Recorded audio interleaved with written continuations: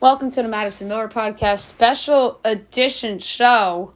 We are doing a show tonight, and it's Tuesday, January 11th.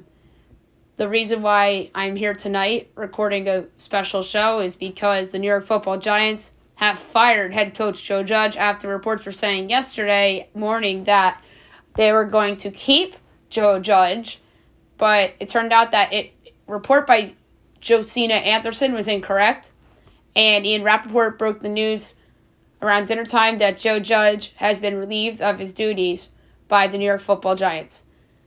I think that this became more likelier and likelier by the week over the past month and a half.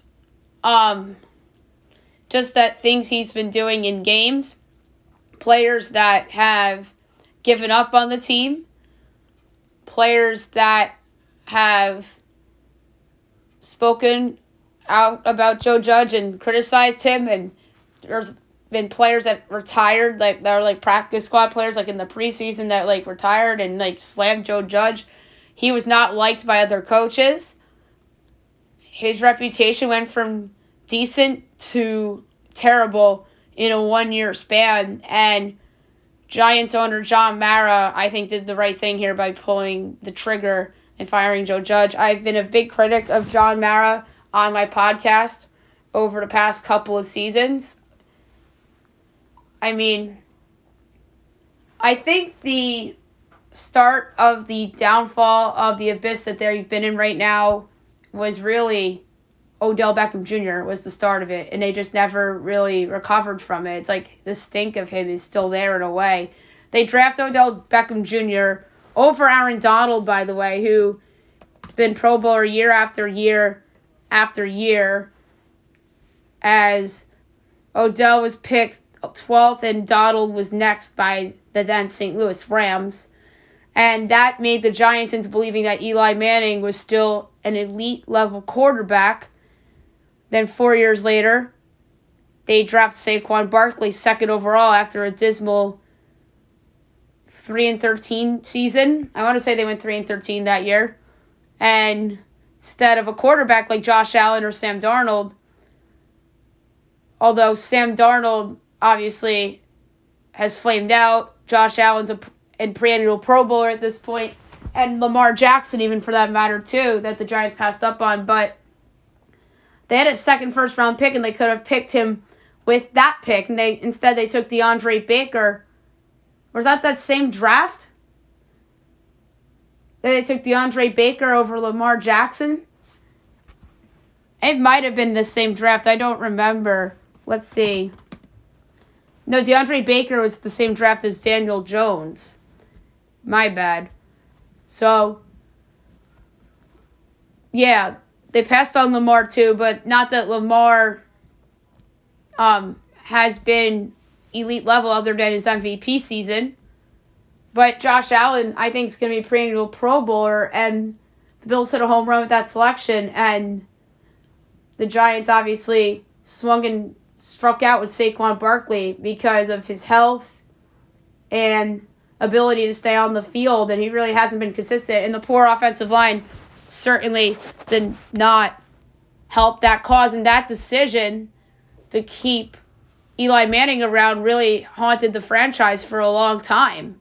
And I've discussed this for a couple of years now on the podcast. And like I said, the drafting of Odell made the Giants to believe that Eli Manning was still this elite quarterback.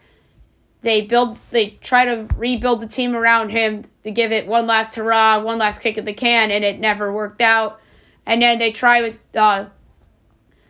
draft Daniel Jones in 2019 after trading Odell Beckham Jr. away to the Browns. And I think they traded Odell 1 year too late, or else they would have had, say if they traded him to the Browns in 2018, they would have had 2 top 4 picks. They could have had Saquon Barkley and Josh Allen, perhaps. But no, they keep Eli Manning and just draft Saquon Barkley. And another player that they could have had, and that's why it was Quentin Nelson if they made the narrative for going for one last kick to hand with Eli Manning. But even that would have been criticized because even though Quentin Nelson's a perennial Pro Bowler, the quarterback position is the most important position. in sports. And that's all the media and fans really care about. And they don't tend to care about offensive linemen, which is disrespectful. I think offensive linemen are disrespected, and they're very important. And then Bradley Chubb was the other name that they could have selected second overall that year. But that one would have been a failure on the Giants' end, too, because Bradley Chubb, like Saquon Barkley, has barely stayed on the field. And what has Denver done with Bradley Chubb? Nothing. They traded Von Miller to the Rams.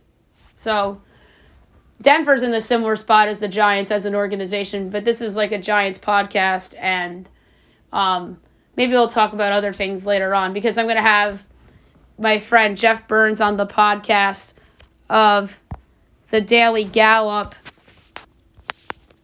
and Horse Racing Nation, as he's a big Giants fan too. We're going to talk about this and like the ramifications and potential candidates and all that, and decisions that need to be made with this team and whatnot. But yeah, it's a lot of revolving doors, and I'm very fascinated to see where the Giants go. So, general manager. This is interesting. There's been rumors that they want to hire somebody from outside the organization, which is very smart. They are looking at assistant general manager Joe Schoen as a potential candidate. I think he has done a good job. So we'll see if Schoen gets an opportunity. Somebody else that I think deserves a decent look is Colts assistant GM Ed Dodds. I think he deserves a look. They're looking at a couple of people from Tennessee. Monte Ossenfort, director of player personnel, and I believe it's Ryan Cowden, the VP of player personnel. So we'll see. And then in terms of potential coaches, Todd Downing, the OC of Tennessee, I think will get a look. I really like the thought of Brian DeBall as a potential candidate for the Giants. Leslie Frazier was a former head coach in the league, but he was a failure, so I really don't want to go down that route. This is like another Pat Shurmur type of hire. And obviously Pat Shurmur was terrible with the Browns, and he was even worse with the Giants. So no thanks to Leslie Frazier. I don't want him. I don't think that's a good fit. He was a failure with the Vikings. I don't see him doing well with the Giants. Although Leslie Frazier, if I'm not mistaken, made the playoffs with the Vikings with Adrian Peterson in his prime one year. He was the head coach of the Vikings from 2011 to 2013. So he has 3 years of experience, made the playoffs once with Minnesota. You're going to hear Josh McDaniels. I think he was another type of Leslie Frazier type of like failure coach. I think that somebody from the Patriots organization like a Steve Cargile or Dave Ziegler potentially could get a look.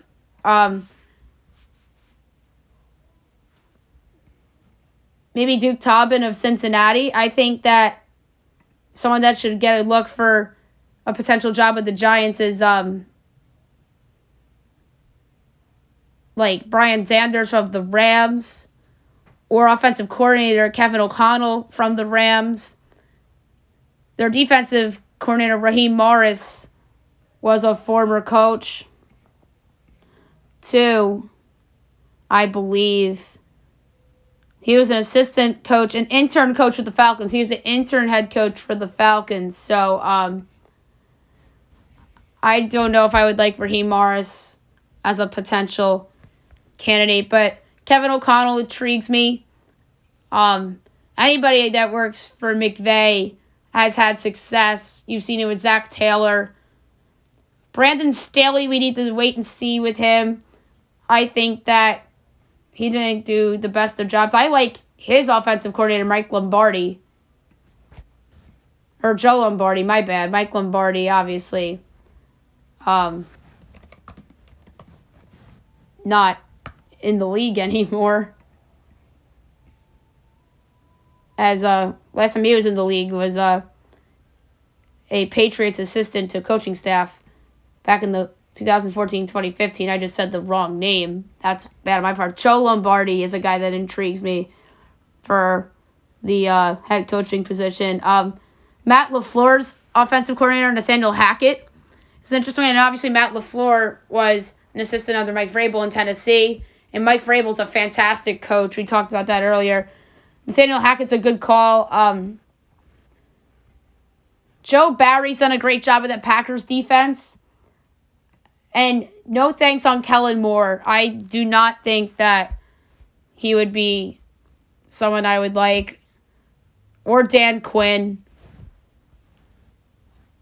Trying to think of other potential coordinators and whatnot. And then obviously you can't count out Brian Leftwich and Todd Bowles. If there's one ex-coach that's now a coordinator that I would potentially not mind as the next head coach of the New York Football Giants, it is Todd Bowles. Even though he was a failed head coach with the Jets, I know he's coached in New York before, even though he was in a bad situation. And then he'd come into another rough situation in New York, obviously. But I would like Leftwich over Bowles, but I do think that Bowles is someone that deserves another chance. But I don't know if it's with the Giants per se. And then on Kyle Shanahan's staff in San Francisco, Mike McDaniel, I don't mind, the offensive coordinator. And then DeMeco Ryans is a good defensive coordinator. And in terms of executives from the Niners that work under John Lynch, I think Adam Peters deserves a look as a potential GM candidate. And same with Rand Carthen, the director of pro personnel. So in a couple of moments, I'm going to be joined by Jeff Burns of Horse Racing Nation and the Daily Gallop. So stay tuned for that. Alrighty, so now I am joined by Jeff Burns, who I just talked to a little bit ago about how it was thought out that Joe Judge could have potentially been coming back, but the Giants never announced anything. And then, sure enough, they announced around 5 o'clock this evening that he has been terminated by the team. So what was your initial reaction to the report tonight by Ian Rappaport? Well, at first, very relieved because this should have happened at 4:01 p.m. on Sunday afternoon after that really embarrassing loss to the Washington football team. But, now it's done. Dave Gettleman is now gone. Joe Judge is now gone. And now basically the Giants can start over again. And they can now actually have a chance to do this right. Unlike in 2017 when they cleaned house first time, and 2019 when they should have cleaned house and got rid of Gettleman along with Pat Shurmur, now they can actually do this right. So right now I think it's a good day to be a Giants fan, particularly because now we can breathe a little bit. It sounds like the John Mara's team tears. They've heard the fan base. They've had enough of the embarrassing losses, of the just incompetent coaches and the play on the field. So all in all, it's relief more than anything. Yeah, I agree with you. More relief than anything. I was thinking about potential candidates for both the GM job and the head coaching job. Let's start with the GM job because that's a little bit more interesting in my opinion, because I think that they should hire a GM first and let him pick the coach, but you never know with these kinds of things. They hired Pat Shurmur before Dave Gettleman, if I'm not mistaken. So I think they should do it that way. If I'm not mistaken, didn't the Jets, when they, but it was weird what the Jets did. They brought in their GM, Joe Douglas, before they brought in Robert Saleh, right? If I'm not mistaken, they were not hired the same offseason. Yeah, that's right. I think there was, if my memory's correct, I believe there was like a power struggle going on with the Jets between Adam Gase and then GM Mike McCagnon, and I believe Mike McCagnon was fired during the summer of 2019. So That's Joe right. Douglas got a very late start on the Jets. So yeah, Adam Gase was already there, and Joe Douglas basically came in. So Joe Douglas got a 6-year deal. Hopefully, this next Giants GM gets a 6-year deal too, somewhere along those lines. Yeah, some candidates I have heard through the media and such have been people like Buffalo Bills executives Joe Schoen, and I believe the other one was I want to say it was like Lake Dawson or somebody like that, someone in their organization. And then from Tennessee, the names I've been hearing have been Ryan Cowden, their VP of Player Personnel and Director of Player Personnel, Monte Ossenfort. Those are a couple names I've heard of. Have you heard of any other potential names for the GM job? Well, the first name you mentioned, Joe Schoen, he's actually probably one of my top choices because the job that he's done in Buffalo with going with now GM Brandon Beane up there, and the turnaround between he got there in 2017, they made the playoffs 4 of the last 5 years after an 18-year drought. So he's been playing a massive role in that turnaround. But I've also heard Monty Ossenfort from Tennessee. There was a Joe Judge connection if he stayed, but now Joe Judge is gone, so I'm not sure how much that's going to play in effect. One name I did hear, actually just came out earlier today, was Joe Hornitz, the Baltimore Ravens defense director of player personnel. Of course, you may know the Ravens are probably one of the most well-run organizations in all of football, so I think this could be a really good hire if the Giants end up going that route.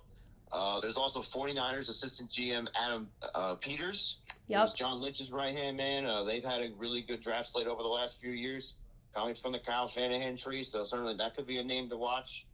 There's a couple of people from the Arizona Cardinals, too. Adrian Wilson, the former All-Pro safety, who's been in that front office for the last few years, has the Giants requested an interview with him.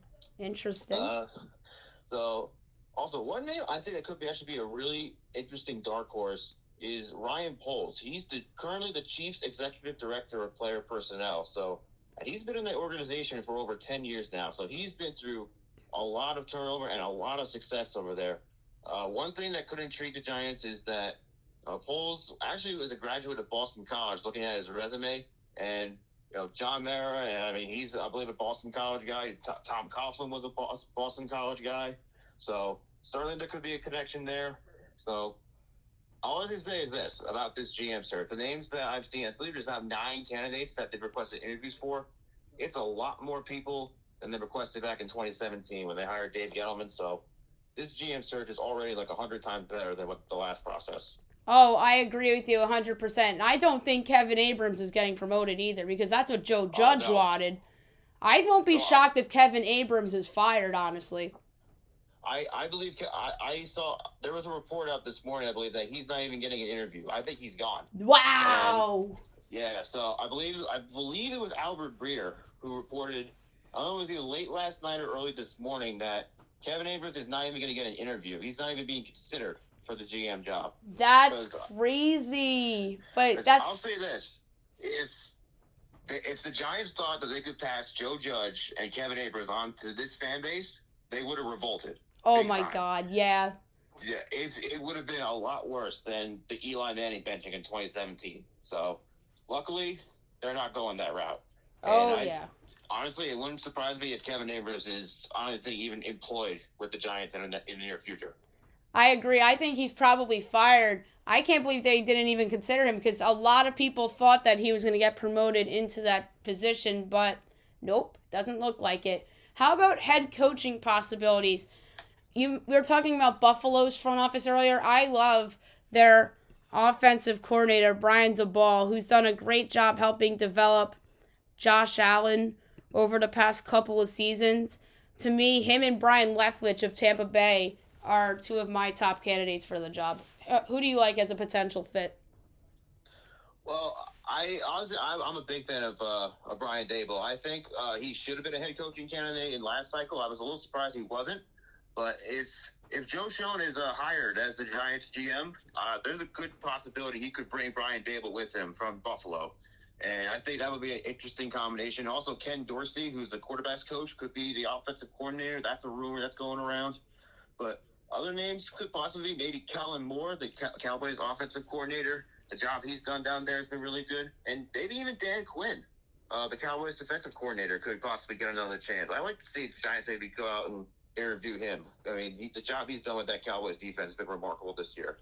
But also, another name, Brian Leftwich, you mentioned, as the offensive coordinator coming over. Maybe even Leslie Frazier. If you want a veteran like defensive coordinator, defensive mind, you could go that route. So certainly a lot of open possibilities. One name that could be a really interesting candidate is Brian Flores, because the former Dolphins coach, because his very surprisingly was fired on Monday. I mean, I think he's a very good head coach. I was baffled and shocked that he was fired, and it would not surprise me at all if he's a head coach again, possibly early this year, maybe next year. But he should be a head coach somewhere else too. I agree. I think Brian Flores has to be in play for the job. Absolutely. I think he's done a marvelous job with the Dolphins over the last couple of years. The funny thing is, like, I think I tweeted out of him being the dark horse guy fired, because remember Jay Glazer came out on Sunday and said a couple surprise names to watch, and he threw out Brian Flores. And I tweeted that before Jay Glazer said that, ironically enough, and I thought about Flores as a surprise guy fired, because I just don't like Stephen Ross, their owner. He's very, like, crazy, and that's a dysfunctional organization in Miami, and the Tua stuff. I thought there is, like, maybe a slim chance, but I thought that assuming they would lose to New England on Sunday, but they beat New England, I'm like, okay, Brian Flores is safe. And then I was wrong, and I was surprised. And that really caught me by surprise. With the Dolphins, I thought when Brian Flores was fired, the first name to keep in mind was Jim Harbaugh. Because Stephen Ross apparently he's a Michigan guy. I thought maybe, all right, I think this is a power move to try to get Jim Harbaugh to come back to the NFL and coach the Dolphins. And he immediately shot that down. So I just think it's even more puzzling as to why Brian Flores would be fired. But, I mean, honestly, Jim Harbaugh could be an interesting coaching candidate, too. The rumors that he may be wanting to come back to the NFL. So, I mean, it's just the whole Dolphins organization just has been a mess. I mean, there's apparently a power struggle going on. I mean, why would they keep the GM who has messed up a bunch of draft picks, as opposed to keeping a head coach who has had enormous respect in the locker room and around the league? It's just puzzling to me. Yeah, and Brian Flores, in their first year, everyone thought that was going to be the worst team in football. And they overachieved and won like 6 games. And everybody was like, oh my God, this guy's a great coach. He should be the coach of the year. And I remember saying on this podcast that Brian Flores should have been a candidate for coach of the year, because he got that Dolphins team that was supposed to be like 2-14 to go 6-10.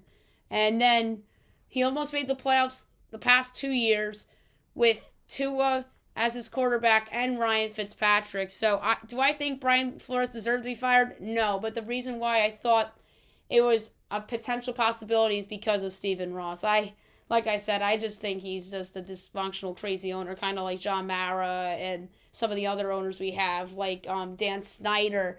And Ron Rivera, I thought, was the other potential surprise firing because I was thinking of like the Washington organization, and that's another messy franchise too. I mean, I honestly, I think Ron Rivera is safe I think at least they give him another year or two to try to really turn this around. If there was going to be a surprise coaching firing, and I don't know exactly how this would have gone over, I thought it would be like Kevin Stefanski from Cleveland, because that team was a massive disappointment this year. I know Baker Mayfield was hurt, was playing hurt all year long, but the passing game was not very good.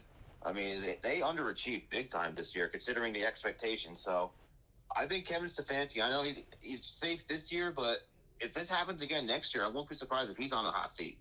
Oh, I think that he's going to be like the Vegas favorite for first coach fired. I thought about that yesterday. I'm like, oh, Joe Judge is going to be the runaway favorite for first coach fired, and then he got fired today, and that was after the Josina Anderson report, obviously. So, yeah, Kevin Stefanski was another name I had in my head as a surprise name fired. Zimmer out in Minnesota is not a surprise firing. The other potential surprise firing I thought that maybe was in play was Matt Rule, who we talked about on Twitter the other day, because that team messed up a lot of their offseason moves and whatnot and underachieved this year, I thought. But we were wrong about Matt Rule, about him potentially being the surprise name fired. And he's safe another year, too. What do you think about Matt Rule?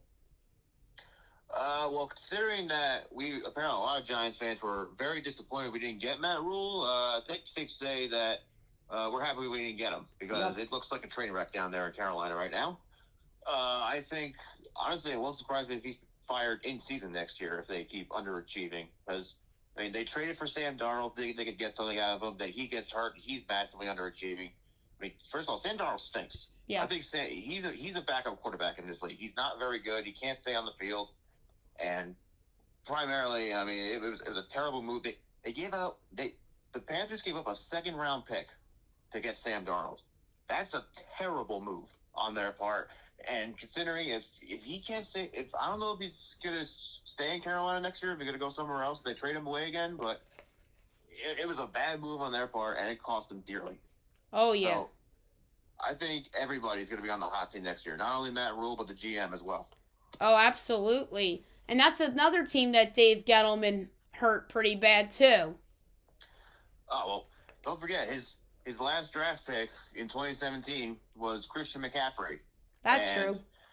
Keep that in mind. I mean, he went from Christian McCaffrey to Saquon Barkley, and just seems like everywhere Dave Gettleman has gone has been left worse. And I couldn't believe this fact. The fact that he was allowed to just soak in the sun, go up. They rolled out the red carpet for him, and he was basically allowed to walk up into the sunset like everything was all sunshines and rainbows.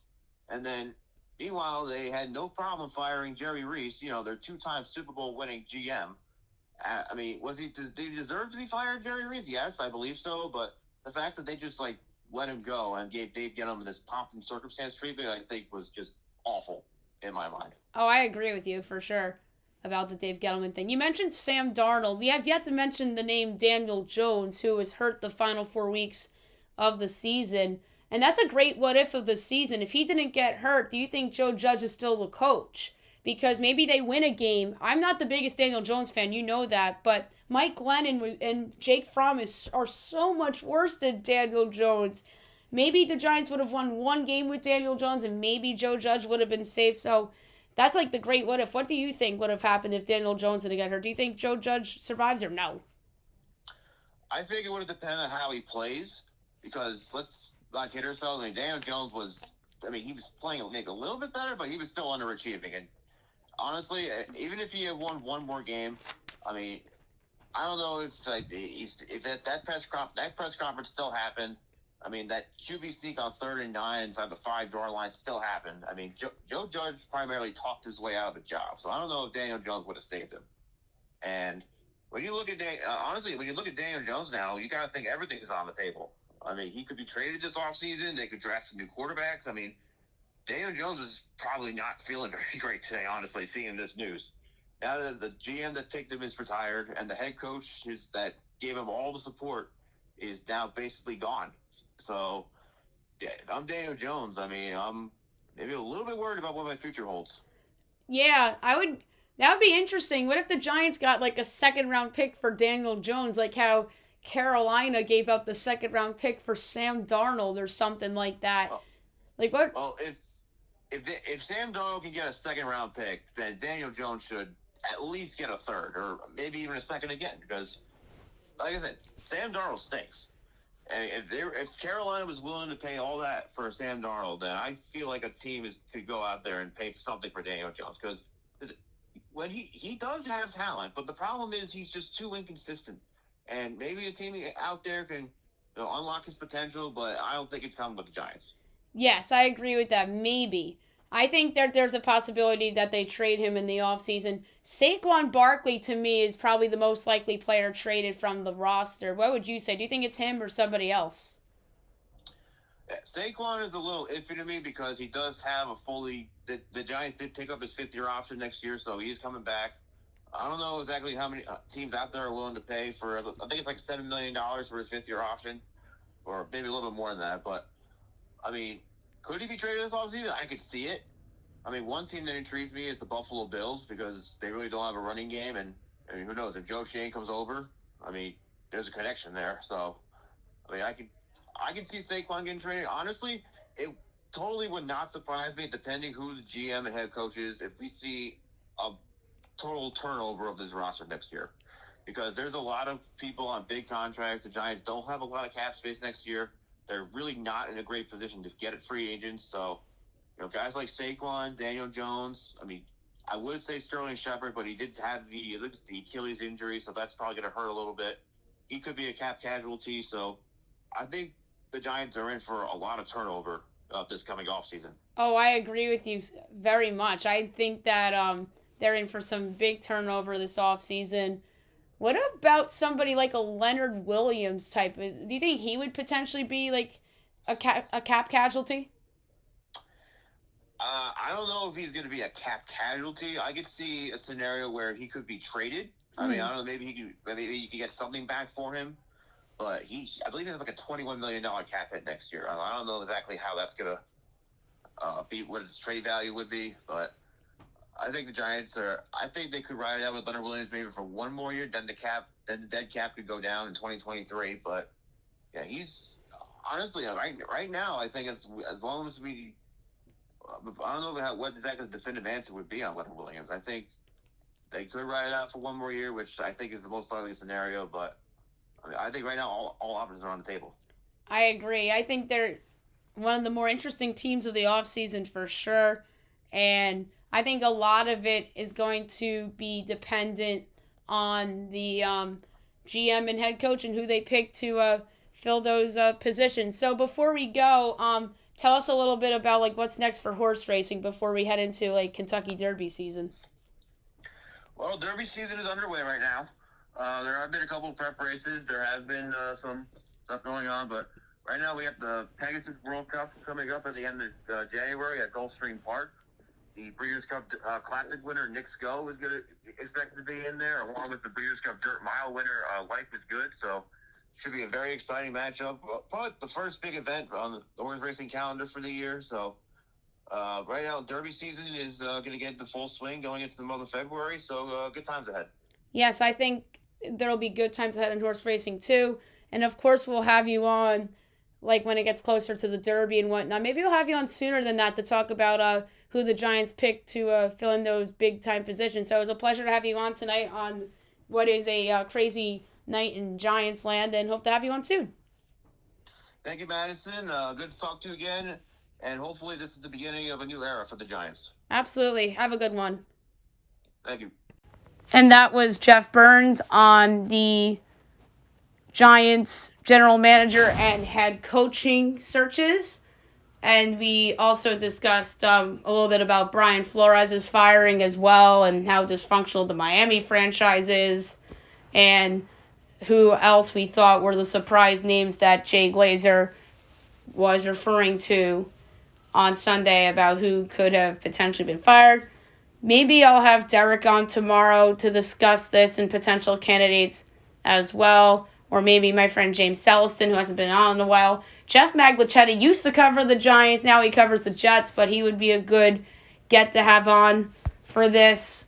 Maybe I'll try for Julian Gilardi, although he's a Jets fan, so that wouldn't really work. Although James and Derek, I think, would be the two ones that I would like to have on the most because they're both Giants fans. Although Julian would be interesting because I would like to be interested to hear it from a perspective of a Jets fan as well. So I hope you guys have a great rest of your night, everyone.